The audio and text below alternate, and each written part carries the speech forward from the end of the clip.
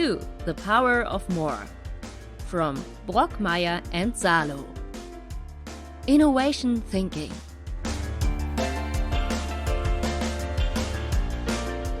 Today's episode is about the innovative application of comedy. Before we get our guest into the conversation, I would like to introduce the co-host of the podcast, Dieter Brockmeyer, the innovation expert at the Diplomatic World Institute. Hello, Dieter. How are you?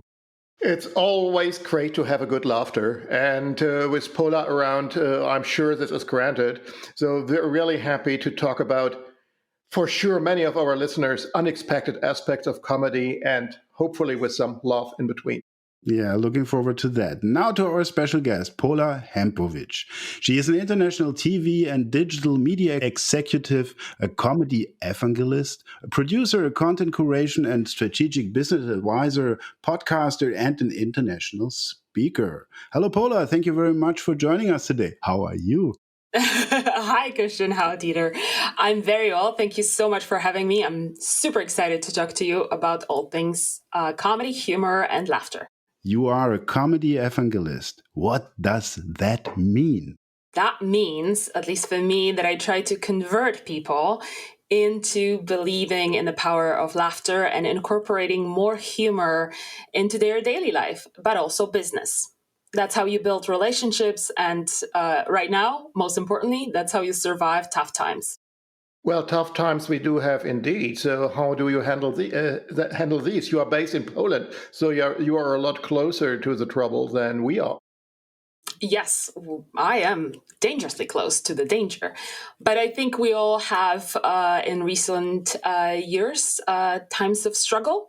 And in Poland and in general, you can notice that it also served as a fuel to help more comedians blossom and get more recognition.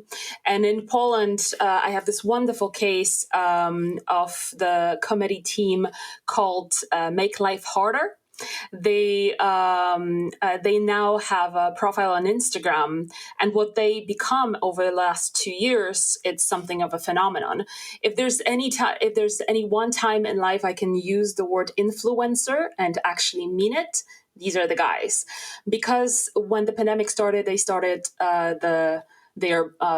using their Insta stories for memes, and they've built around this culture a community, and it became no longer a place for memes, but also a place to come together and do something for another. So we saved animals from the shelters that were closing down. We helped. I'm saying we because I'm a part. I feel I'm very proud to be a part of this community. But Polish people saved people when they were going through incredible struggles, losing their housing.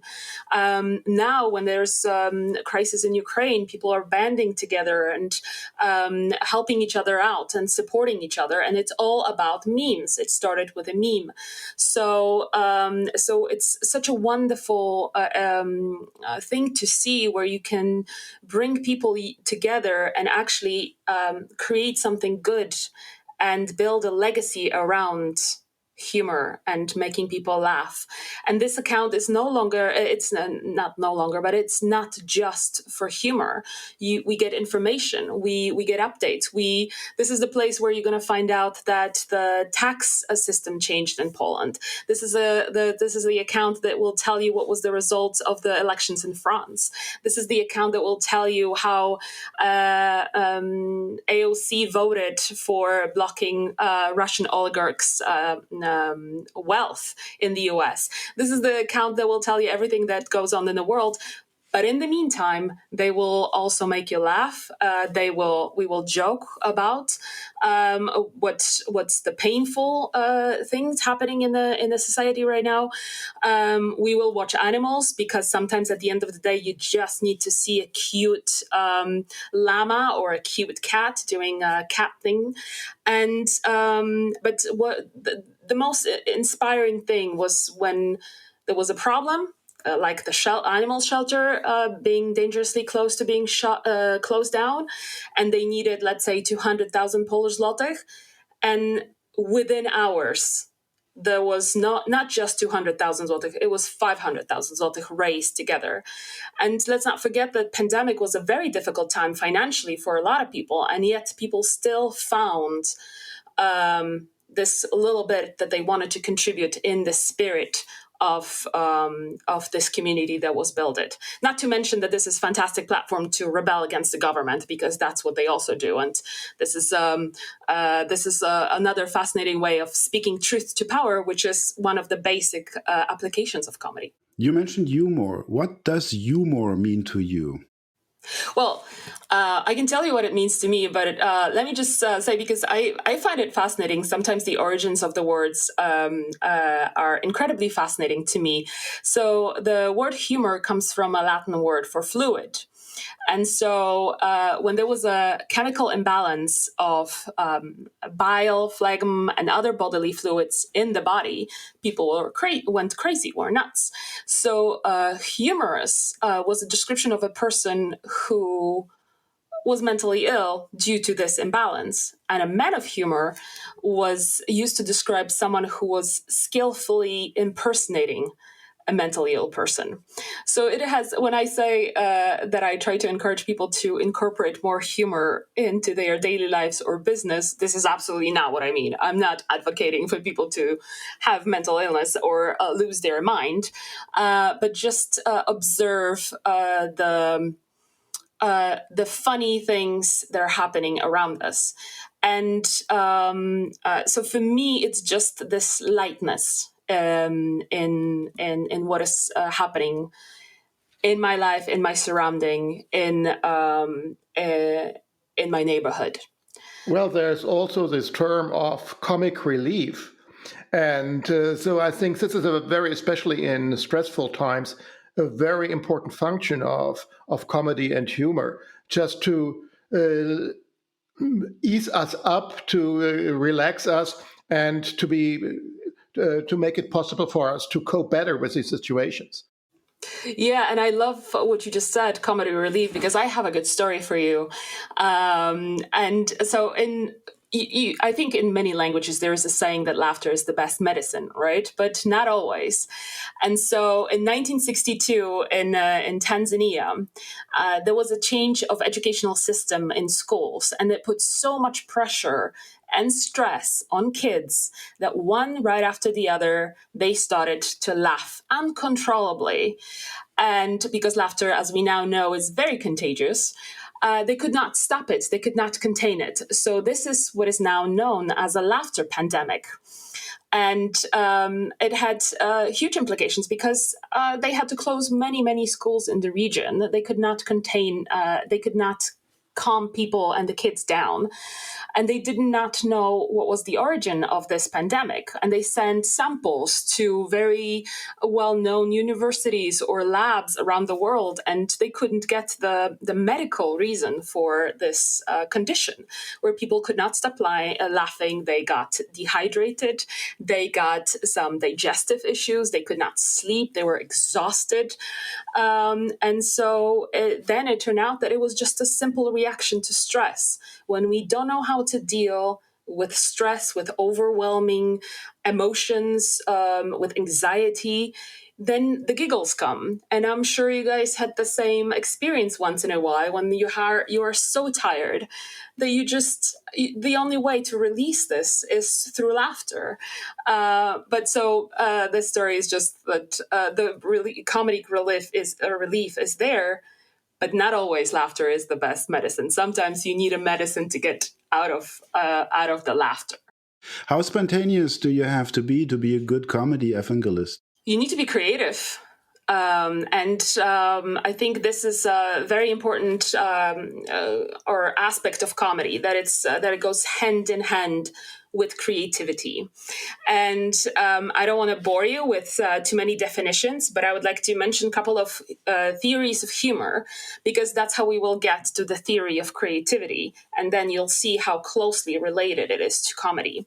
So there are many theories of humor and comedy. One theory is the relief theory, and to best understand this, imagine a hunter a very, very long time ago, hunting for something to eat, walking in the bushes, and then they see a bush trembling and they are scared because they don't know, is there a lion over there? Is there a tiger?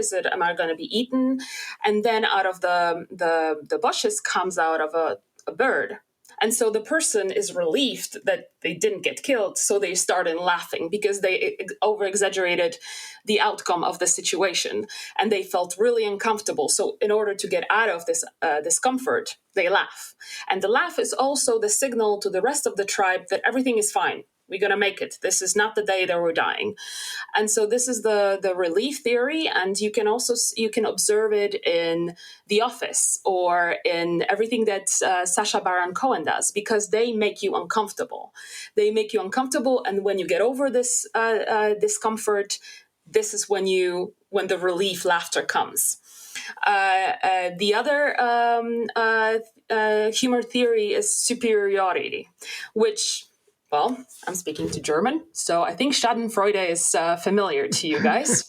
So this is a Schadenfreude theory. It's or as Americans tend to say, it's always funny when it happens to somebody else. And so we laugh when someone else slips, whether it's a banana peel or not. We laugh when someone is unsuccessful at something that they really want to do. But there is another piece of theory which I personally really love, and it's very easy to observe. It comes from this American professor from Boulder, Colorado. His name is Peter McGraw. And he came up with the theory of benign violation. And benign violation theory is when the violation occurs, but it's not serious. It's benign. So we will laugh if someone will slip on a banana and then they will get up and just get dirty. But if they break their neck and won't be able to walk anymore, we're not going to laugh. And that's the difference. The benign violation is that there is no serious outcome of the situation. So there's this a very commonly used example of tickling. So tickling is a violation of your personal space, but if it's done by someone you know, if it's done between mother and children or between people who are in love or have a very close relationship, it's benign. But if I sit on a metro and a strange guy comes and tickles me, then this is not funny anymore because the violation is real, it's serious, and someone has really seriously crossed my boundaries. So this is a definition, but this is very strongly linked to the superiority theory because we laugh, but we will only laugh even if we feel better than this other person. But we will only laugh if it's benign, if it's not too dangerous, if it's not too serious. And there's also the theory, the theory that is called incongruity theory, which this is the close one to creativity, because incongruity theory is that we combine two things that have no right to exist together, but they do, and it makes sense. And so this is when we see two separate things coming from two different worlds, and we put them together, and somehow it works. Whether it's a pun, whether it's a surprising punchline in a joke, and I think that's the most common use of it. When you have a joke and there is a setup, which is the initial part of the joke, and then there is a punchline. And if there is a setup, and the punchline will go exactly how you expect it, you're not going to laugh. But if it takes turn and you're surprised and your aha part of the brain is activated, then you laugh because it makes sense, but you didn't see it coming. And there was this one example. I'm not really good at telling jokes. This is no, I'm not good at it, but I'll try. So we'll see how it goes. So where does General keeps his armies? Is a setup. Now, if the punchline would be in an army base, then this is just a story. This is not a joke. But if the punchline is in his sleeves, then you see a connection because armies, sleeves, sleeves. It's a wordplay. So it makes sense, yet it's not it hasn't been expected. Now, what I did right now is dissected a joke, and how E.B. White said, dissecting joke is like dissecting frog. The frog dies at the end. So the joke, I think, kind of died. But the creativity is also this skill to see connection between things that are not necessarily connected in the obvious and in the obvious way. So I would say this is the link between being creative and being funny. And in order to be evangelist, comedy evangelist, or in order to actually convert people into incorporating more humor, you have to inspire them to be more creative and open-minded. Well, when you were giving all the examples, I suddenly envisioned the last Oscar gala, where with this incident with Will Smith and the comedian. And I think that's a negative side, because you have different frames of tolerance an individual has. And so depending on that, comedy can go very bad and very wrong, as we have seen in the case of Will Smith slapping the comedian. So what can we make out of that, or how much tolerance is required? Well, I'm pretty sure that we can do a separate episode on that particular event on a gala, because I have so much to say about this. But I think the bottom line for this is violence can never be a response to someone saying words. You can get upset, but it should never be a physical violence, a response to someone saying something. There's already so many things that went wrong. And one of my favorite comedians is Daniel Sloss, and he's this young guy from Scotland. He's fascinating. He is such a bright and smart comedian that sometimes his stand-up shows feel like TED Talks, because he has two parts of a show. One is making jokes, the other one telling funny stories. The other one is using his platform to touch on a serious subject. And he has this bit. There are two of his specials on Netflix.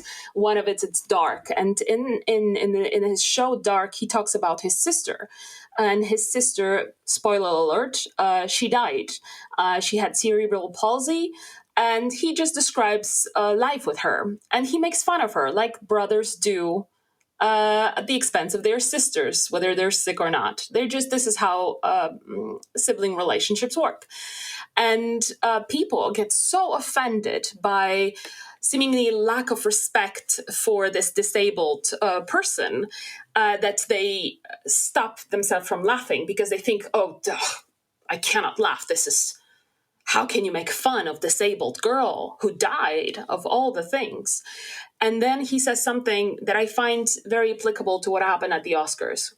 Do not get offended on behalf of somebody else. It's not your place to get such a strong reaction on behalf of somebody else.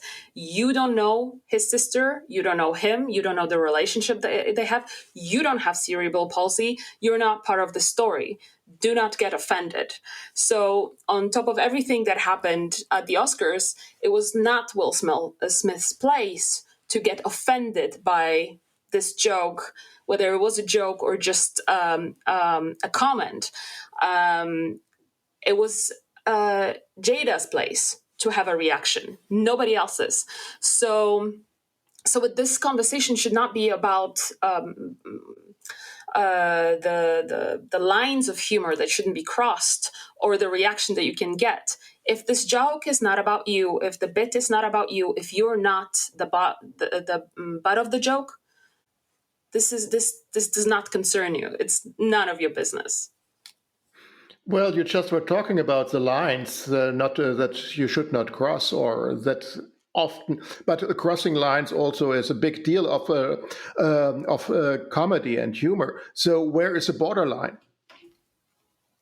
Oh, I don't know if there's a definition of a borderline. I think the comedy is there to shake things up.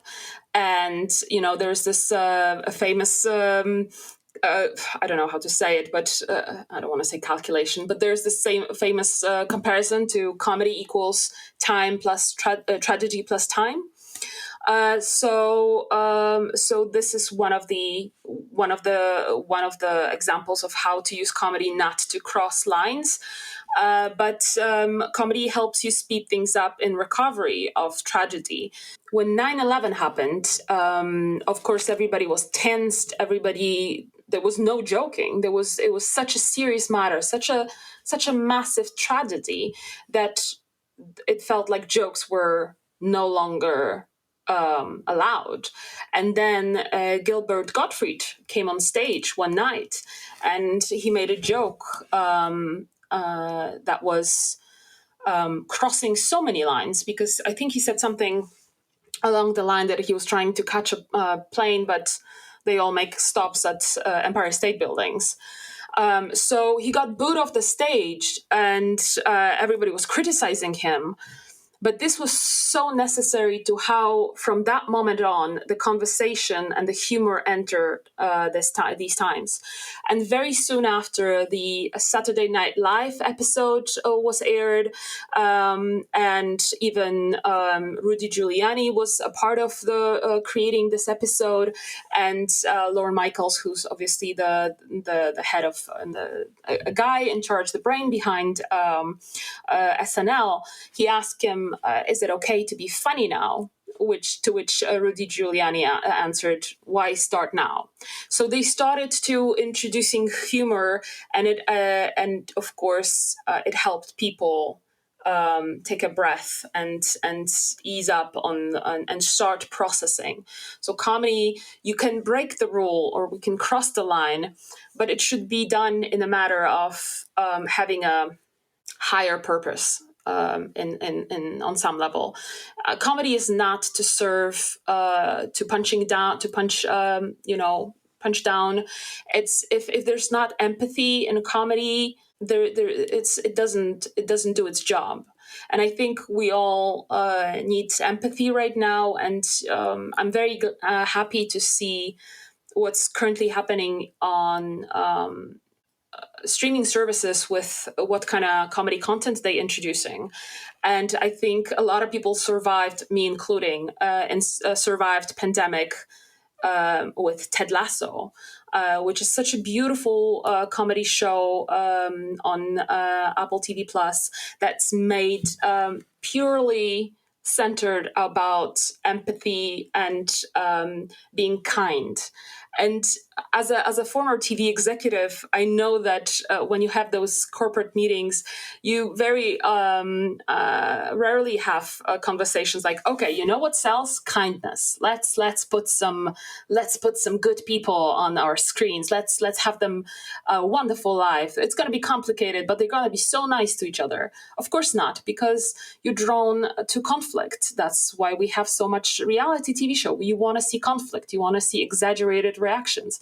And then you have Ted Lasso, which is about people who struggle with mental health, struggle with relationships, struggle with family, but they find their way to the light. And when they find it, the kindness spreads, the empathy spreads, and you want to be a part of it. It's uplifting. It makes you laugh, it makes you cry, but it makes you be a better person. And this is like the ultimate goal of comedy, is to make you feel something and make you want to change in a way. And you also have, I think on HBO now, there is Our Flag Means Death with Taika Waititi. It's another case of the pirate story, where there is a pirate that decides to be a kind pirate. He wants to be known for his goodness and kindness and empathy, which when you think about it, is like, this is not the right business for a kind person. If you want to be a pirate, you need to see some blood. But this is a story on a different angle, and it's beautiful and it's uplifting, and it does to you on an emotional level something that no other show will ever do. So crossing boundaries, yes, but only not to punch down, not to hurt people, just to make some change, tell truth to the power, and help people deal with the tension, the struggles, the stress. So comedy as a catalyst for the painful things or to digest the undigestible? I think so. And the last almost 3 years now, shows this, that we all needed humor, laughter, comedy, more than ever. Of course, there are times in the past that were also very difficult internationally or more locally, and everybody has their own struggles. But I think universally, the world has been going through a lot in the past couple of years, and so you see the evolution and a focus on comedy creators. When Trump was ruling the world, there are so many comedians coming to the spotlight on Tinder, on Twitter, on Tinder probably as well, but on Twitter. I'm not sure if I like to cut that. Don't, please don't. This is supposed to be funny. We're talking about comedy here. Freudian slips are very much acceptable. Well, since Elon Musk bought Twitter, I think we now all have to turn to Tinder in order to regain our freedom of speech.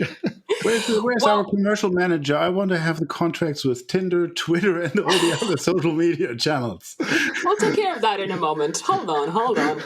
But I don't think that he bought Twitter yet. I think there's a lot of commentary on Twitter as well that it's just a game. It's just a game to because if you look at the shares of Tesla, they're hitting the ground. They're dropping with every minute. So I don't think, first of all, he's soon going to be able to pay for it. And also, it just doesn't make much sense. So it seems like this might be a strategy.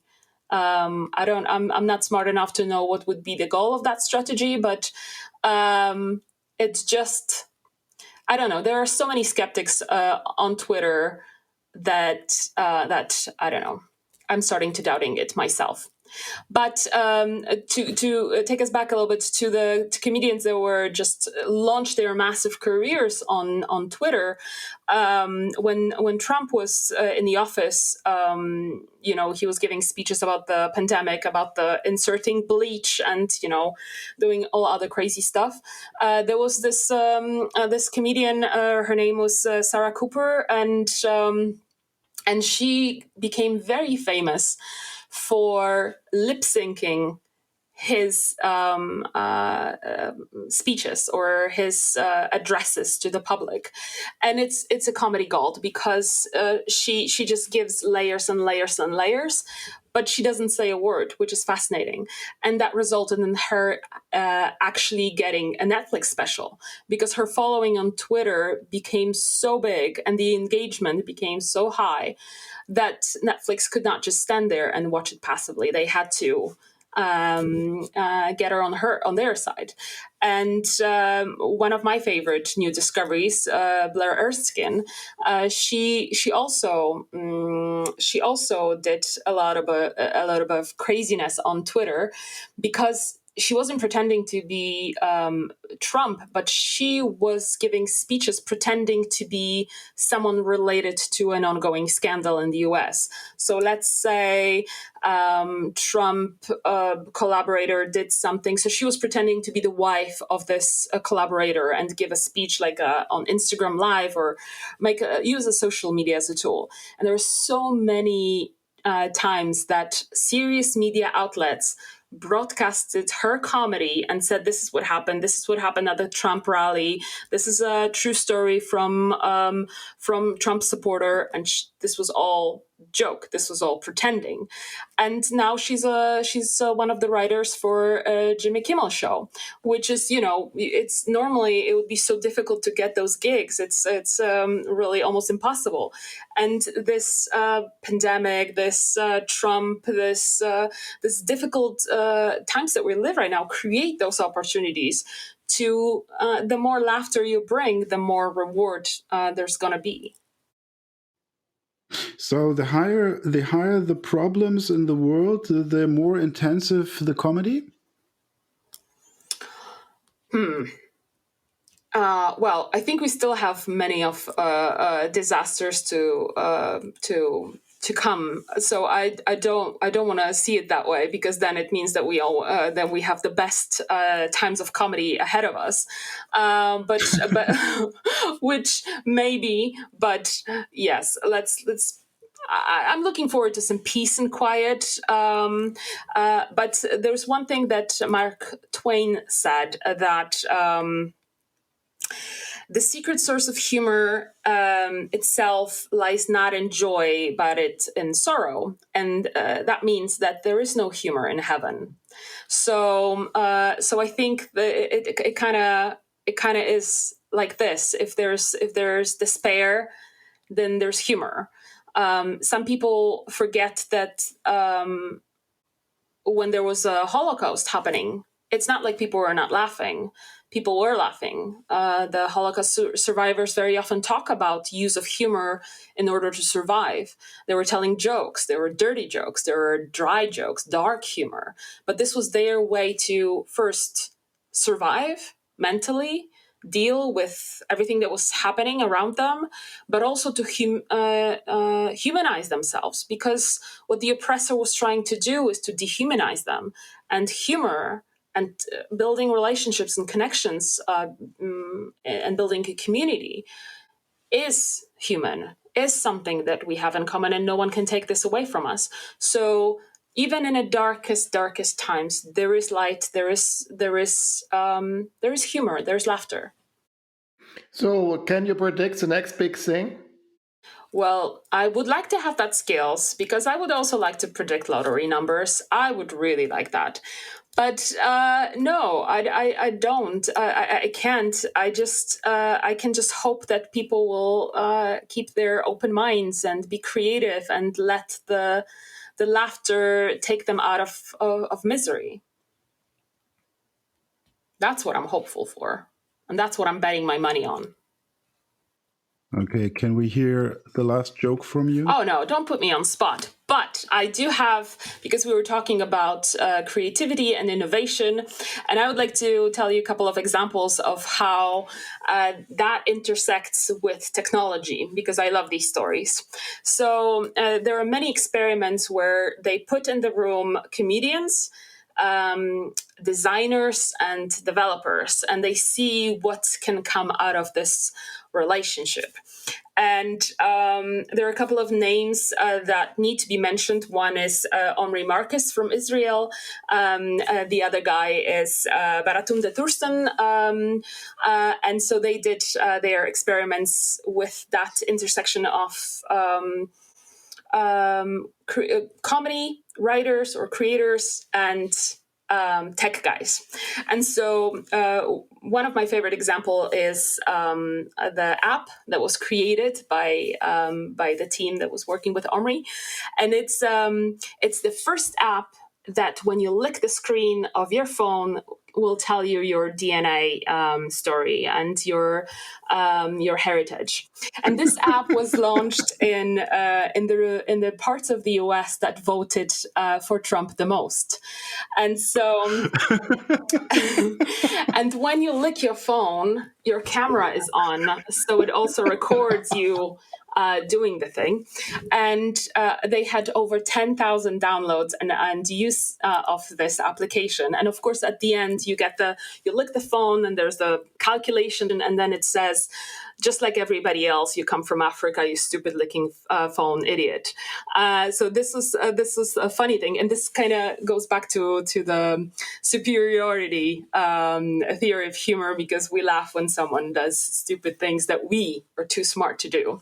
So this is, I love this example. The other one is from Baratunde when they've created something that is called Timesify. Yes, and Timesify is a website. And if you sit in the office, if there's a open space and you want to read some gossip magazines like TMZ, or you want to do a test on BuzzFeed that will tell you which Disney princess you are, you don't want your colleagues to know that, right? So what Timesify do is that it converts the website that you're on, the gossip website, into the layout of New York Times Magazine. So you look like you're reading some very important things, very like you're reading about stock exchange, you're reading about conflict in Rwanda, and you're like the smart guy, but in fact, you're doing gossips. So this is another application of using mixing humor and technology. But there are other fascinating examples. Like in 1994, they came up with this idea at Schiphol Airport to put fly, paint a fly in a urinal. And some urinals had the fly and some didn't. And those who had, they eliminated 80% of spillage because it was a challenge suddenly. Suddenly this task, there was a game to play. So guys really wanted to win. But this also shows that also this comedy experiences you have can also stir up your creativity, because it's creating ideas that you didn't think of in the beginning, because you suddenly things are connected by chance, and suddenly there are also coming serious things out of comedy. And that's another fascinating aspect. And Pola, this was really absolutely great insights in the world of comedy. Well, it was my pleasure. I have many more of these examples. So whenever you're ready to go back on a tour of comedy or humor around the world, please let me know. We should make a series about that. This is what I'm working on. I want to do a podcast myself where I dive deeper into these aspects of comedy, humor, laughter, the science behind it, but also, like we were discussing about the boundaries. Like in Poland right now, there is a law being introduced that if you make a joke about the Pope, of course the Polish Pope, because this Pope doesn't matter, the Polish Pope, then or a religion, then you go to prison for 2 years.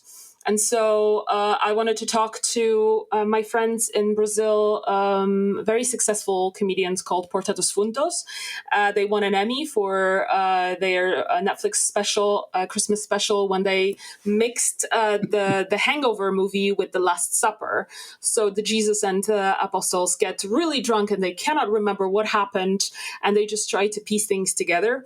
And this is what they won an Emmy for. But their second special was about First Temptation of Christ, and Christ is presented as a gay guy, and so their office got bombed. They had actual Molotov cocktails thrown in their office as a protest. They weren't arrested, but there was actual violence to the joke, because people were so offended. So to me, these aspects of comedy, the rules, the boundaries, the cultural background, or how language shapes our sense of humor. I think I don't know. I just cannot get enough of this. Excellent. That was Pola Hempowicz about the innovative application of comedy. Thanks for the inspiring conversation. No, thank Pola. you so much for having me. That was a lot of fun.